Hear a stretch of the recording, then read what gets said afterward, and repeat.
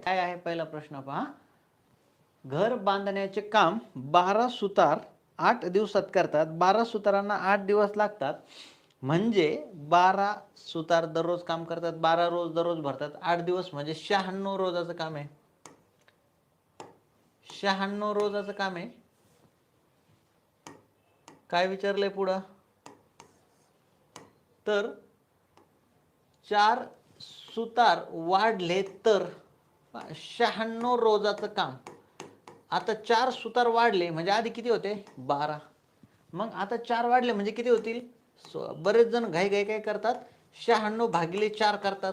त्यांना वाटतं 4 सुतार किती दिवसात करते. नाही, 4 सुतार वाढले तर 12 सुताराचे 16 होतील. 16 96 किती दिवस लागतील.